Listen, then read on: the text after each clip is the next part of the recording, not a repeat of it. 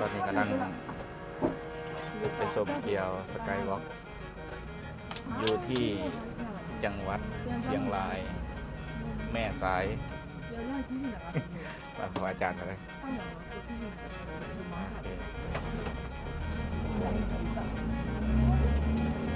กำลังขึ้นไปไหนก็จะไหนร้อนมากอากาศร้อนมากร้อนมากครับขอเจริญสุขเจริญพรธรรมนาญาติโยมญาติท่านพี่น้องเมื่อนี้อาตมาภาพ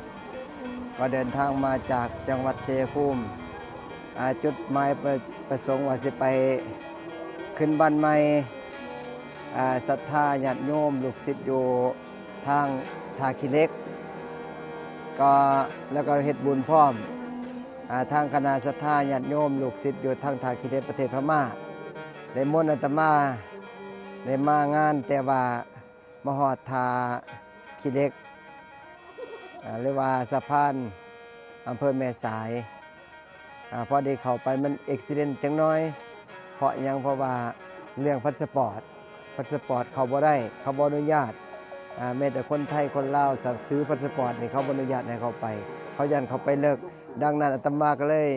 บ่ได้ข้ามไปถึงจะได้ก็ดีศรัทธาญาติโยมพี่น้องลูกศิษย์ลูกหาทุกท่านทุกคนก็ฝากของไว้แล้วก็ฝากวัตถุมงคลไว้ให้อาตมาก็เลยถือโอกาสนี้มาแสวงบุญพระธาตุดอยเบาอำเภอแม่สายจังหวัดเชียงใหม่เชียงรายเนาะวันนี้ขึ้นมาชมบรรยากาศกันเรื่อยบรรยากาศไปเรื่อยนะ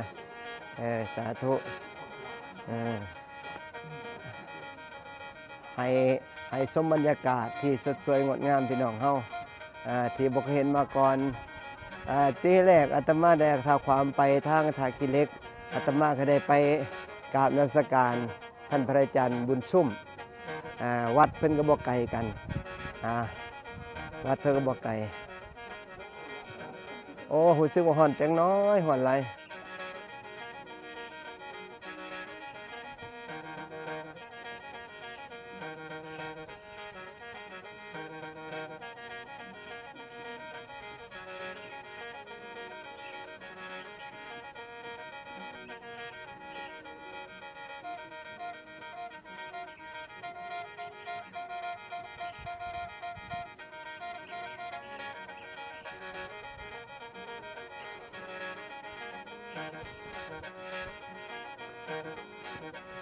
อันนี้เป็นพระธาตุมาด้านนี้ซะก่อนเบิ่งบรรยากาศสถานโยมเฮาอาตมาก็มาเชียงรายก็บ่ได้มาฮอดแม่สายอันนี้เป็นพระประจำวันเกิดเป็นที่สถานที่ท่องเที่ยวอีกสถานที่แห่งหนึ่งโดยเฉพาะทางอำเภอแม่สายจังหวัดเชียงรายนี่ก็สถานที่หลายภาคเหนือวัดสถานที่วัดต่างๆติดตามเบิ่งบรรยากาศสดสวยงดงามที่บ่เคยเห็นมาก่อนดังนั้นศรัทธาญาติโยมมาแล้วก็มากราบมาทำบุญมาแสวงบุญพี่น้องเฮาตามกำลังศรัทธาของเฮาที่จะ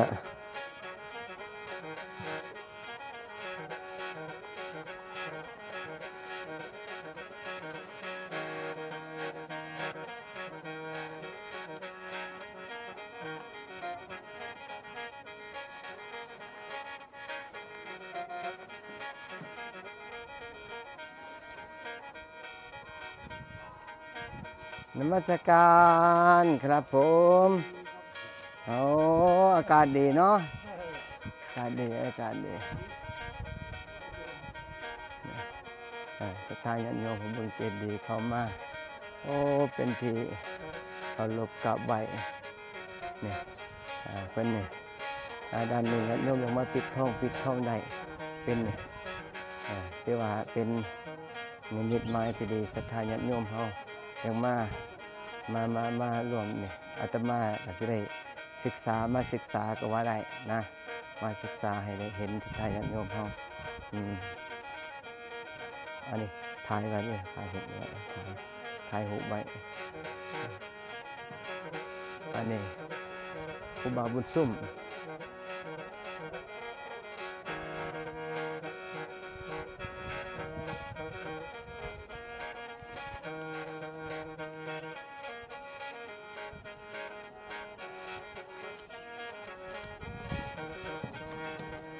อันนี้รูปเหมือนครูบาบุญซุ่มปกติอาตมาที่ไปทาคิเหล็กลูกศิษย์นิมนต์ไปขึ้นบ้านใหม่แล้วก็ไปเอาบุญแต่ว่าสถานการณ์ทางบ้านเมืองมันบ่ปกติเขากันอาจารย์ก็เลยได้มาฮอดแต่แม่สายไปถามตำรวจเจ้าหน้าที่แล้วว่าเขาเพิ่นว่าบ่ให้ความทางบ้านไทยบ่มีปัญหาแต่ทางด้านฝั่งพม่า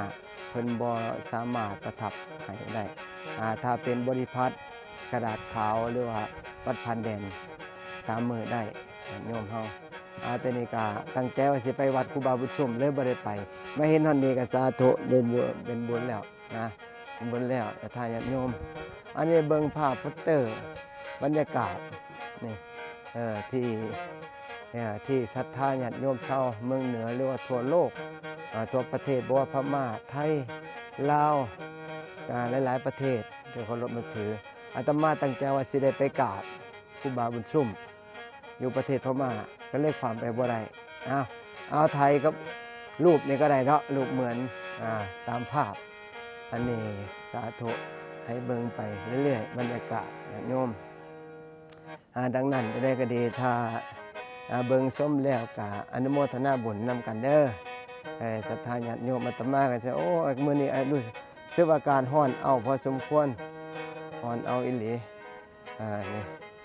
ฮ้อนสถานที่หลายๆอย่างมีคืมพญานาคบรรยากาศดีที่สดสวยตามเบิ่งตามเนี่ยภาพให้เห็นศรัทธาญาติโยมเห็นเป็นบุญเป็นกุศลกับญาติโยมที่ปรารถนาเป็นบุญเป็นกุศลญาติโยมเนี่ยโอ้ดีแท้เป็นบุญเป็นกุศลกับญาติโยมดังนั้นเมื่อนี้ไปเรื่อยๆเพราะอาจารย์มันจะได้เก็บนะมิจะเป็นเขาเป็นทางนั้นเป็นวัดอีกสดสวยงดงามเหลือเกินวิธีมีทางโอ้งามดังนั้นเมื่อนี้บ่ได้ไปทาคิเหล็กบ่ได้ไปฟังเม่นมาก็ถือว่ามาชมบรรยากาศที่สดสวยงดงามเป็นวัดพัฒนาตัวอย่างอันนี้ถือว่าเป็นวัดแบบอย่างของศรัทธาญาติโยมญาติพี่น้องชาวพุทธทั้งหลายที่ได้มาแสดงบุญทางจังหวัดเชียงรายหรือว่าเป็นอำเภอแม่สายอีกอำเภอหนึ่งที่ว่าธรรมชาติแล้วก็สิ่งที่ประดิษฐานขึ้นมาแล้วก็ตกแต่งขึ้นมาเป็นแหล่งท่องเที่ยวจนสมเอิญว่าวัดพัฒนาปี 2520 หลายปีพอสมควรแล้วมาเบิ่งบรรยากาศที่สดสวยงดงามมาทั้งทีกาบรรยากาศเธอเป็นธรรมชาติที่ดีที่สุดสวยงามที่สุดอันนี้เป็นอันนี้ก็เป็นฝั่งไทยเขาว่าโยมข้างล่างนี่ฝั่งไทยครับเป็นฝั่งพม่า อ๋อ จากน้ำใส นี่ท่าขี้เหล็กที่ฝั่งนี้เป็นฝั่งไทยนายโยมที่อาตมาจะไปฝั่งนี้ไปฝั่งท่าขี้เหล็กแต่ว่าไปไม่ได้อุบิเหตุนิดหนึ่งเลยไม่ได้สอบถามมื้อนี้เพิ่นว่ามาแล้ว2 เดือนที่เพิ่นบ่ได้มีการความไป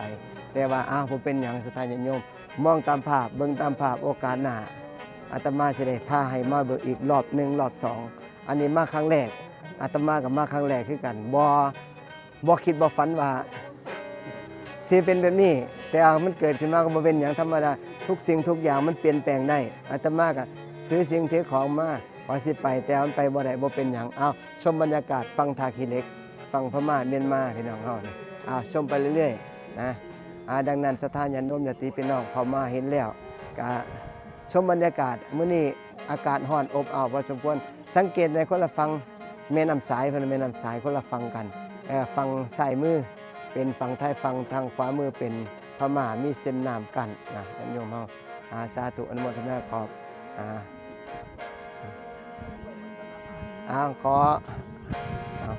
ขออนุโมทนาขอบคุณศรัทธาญาติโยมพี่น้องที่เข้ามาติดตามรับชมรับฟังในคลิปนี้ในท้ายที่สุดนี้ขอญาติโยมแต่ว่าบรรยากาศทั้งวัด วัดอำเภอแม่สายนี่ก็